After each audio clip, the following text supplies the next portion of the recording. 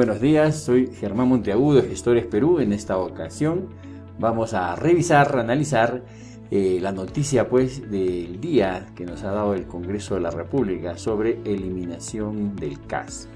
Conforme se ha sabido, el día de ayer, viernes 11, en forma casi unánime, con 113 votos a favor, 1 en contra y 7 abstenciones, el Congreso de la República ha aprobado el proyecto de ley sobre eliminación del régimen CAS. ¿De qué se trata esto? Como sabemos, esta propuesta de norma establece que los trabajadores que desarrollen labores permanentes por 2 años continuos o 3 de modo discontinuo, es decir, alternados, en las diferentes entidades del Estado, que hayan sido contratados bajo el decreto legislativo 1057 o régimen CAS de servicios, serán incorporados de manera progresiva, dice el proyecto. Ojo, no dice de forma automática como se ha venido diciendo, sino dice de manera progresiva a los regímenes 728 y 276. ¿De qué se trata todo esto? En primer lugar, tenemos que señalar que esto no es una movida interna, no es una situación propia de la coyuntura, sino que viene de mucho más atrás. El Perú, al incorporarse al bloque económico de Asia-Pacífico, suscribió varios acuerdos. Entre ellos, el más importante es el de la implementación de políticas de responsabilidad social corporativa. ¿Qué es la responsabilidad social corporativa? Es un conjunto de paquetes, de normas en materia de derechos humanos, derechos laborales, medio ambiente, lucha contra la corrupción, intereses de los consumidores, ciencia, tecnología y fiscalidad. ¿Esto por qué? Porque los territorios son competitivos los países son competitivos en cuanto tengan estas reglas básicas de convivencia moderna. La responsabilidad social corporativa entonces tiene 4 elementos: responsabilidades económicas, responsabilidades legales, responsabilidades éticas y responsabilidades voluntarias, que depende de la persona. Una empresa, una entidad, un Estado que se maneje en un contexto de responsabilidad corporativa gubernamental, evidentemente va a proporcionar un ambiente, un piso a partir del cual se puedan desarrollar libremente la economía. Por lo menos es la propuesta de la OCDE y los objetivos del milenio a nivel de los organismos internacionales. Por esa razón es que este decreto, este sistema, este régimen laboral del decreto legislativo 1057, régimen CAS, que fue creado durante el gobierno de Alan García, en el segundo gobierno, establecía un régimen de contratación de servicios privativo del Estado que carecía de vacaciones, carecía de acceso a los servicios de salud, etc. Y tenía una serie de carencias formales a los derechos laborales. Y por esa razón, todavía en el año 2012, anotemos bien, con la ley 29849 se hizo una primera modificación al régimen CAS. Consistía en dotar de derechos laborales mínimos al trabajador sujeto a este contrato administrativo de servicios, como es el caso de las vacaciones, el acceso a los servicios de salud, las licencias por maternidad y una serie de derechos que corresponden netamente entre un trabajador y su empleador. Esta norma, la 29849 del año 2012, ya estableció este régimen transitorio de eliminación del contrato CAS, porque el contrato CAS como tal no correspondía a un contrato laboral propiamente dicho. Pero del 2012 al 2020 han transcurrido 8 años y no se implementó en su momento, como disponía la primera disposición complementaria transitoria de la ley 29849, que la ley presupuesto de cada año incorporara gradualmente al régimen de servicio civil. Aquí entramos a otro aspecto. ¿Qué es el régimen del servicio civil o la ley Servir, que es la ley 30057? Es un nuevo marco normativo al cual deberían migrar todos los trabajadores de la administración pública, absolutamente todos, y que tiene como marco básico, primero, el respeto de los derechos laborales. Estamos hablando, por ejemplo, que son 15 remuneraciones al año, 12 por cada mes, una por Navidad, otra por 28 de julio y otra por vacaciones. el régimen de compensación por tiempo de servicios de un sueldo por año. Actualmente en 276, por ejemplo, es solo 50 soles por año y probablemente casi no existe. Y hay bastante diferenciación entre los trabajadores. Si hacemos un comparativo entre la propuesta de ley actual y la ley 29849, ambas sobre eliminación del contrato CAS, vamos a notar una pequeña diferencia. En el proyecto actual, de lo que se trata es de que a la eliminación del régimen CAS, los trabajadores serían incorporados de manera progresiva a los regímenes 728 y 276. Y en el caso de la ley 29849 serían incorporados a la ley Servir. ¿Dónde está la diferencia?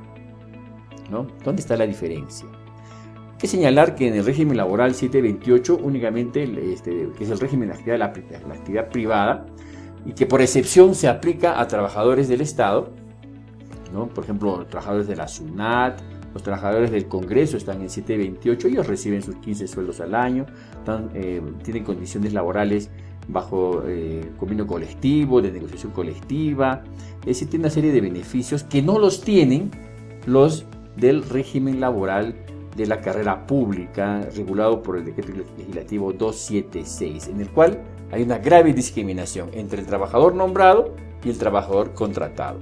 Quien tiene beneficios laborales es el trabajador nombrado. El trabajador contratado no tiene acceso a estos beneficios. ¿Cuáles serían? Las compensaciones por luto, las licencias por luto, por sepelio, las licencias con goce de haber por maternidad, descanso natal, etc. Es decir, todo un paquete de beneficios a los cuales los trabajadores contratados 276 no tienen acceso. Y hay una grave discriminación entre unos y otros. Entonces, este proyecto de ley que se acaba de aprobar está migrando a los trabajadores CAS, que tienen mejores beneficios laborales que en el régimen 276, al régimen 276. Como quien dice en sencillo, de Guatemala a Guatepeor.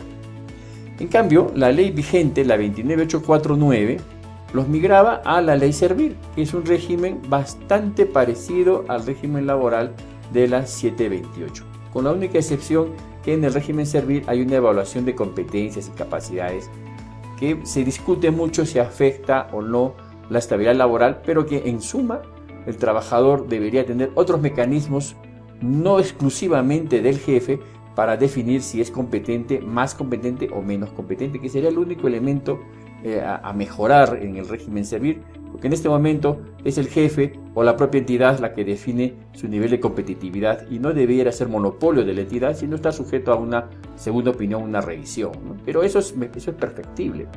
Lo que queremos señalar es que el proyecto de ley en curso en realidad no es a favor de los trabajadores, por lo menos a un grueso de los trabajadores, porque los llevamos de un régimen bastante mejorado, que es el de la 1057, modificado por la 29849, a otro régimen como es el 276, donde casi carece totalmente de protección los trabajadores contratados.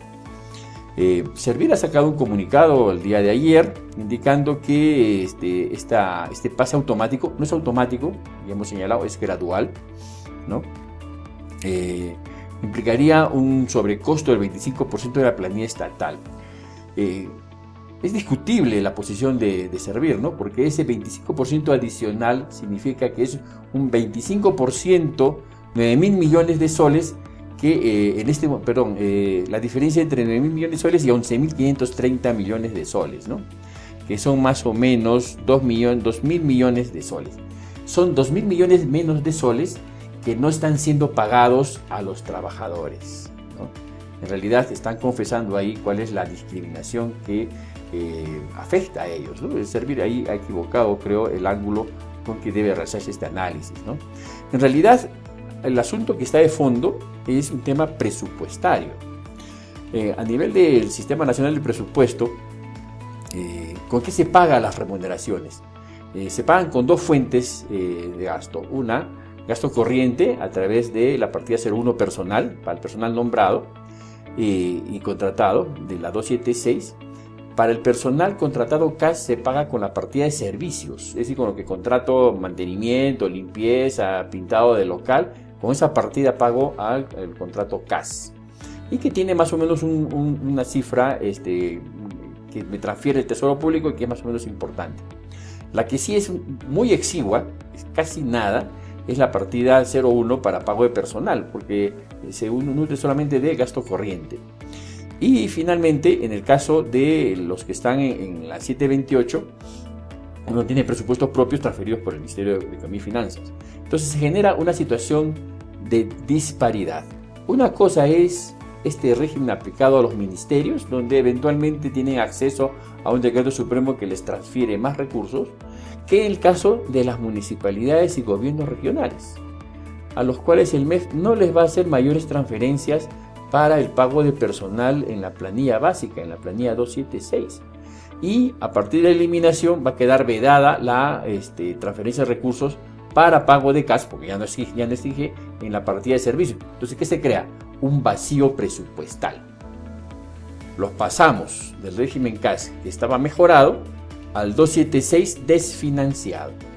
Estamos haciendo de Guatemala a Guatepeor.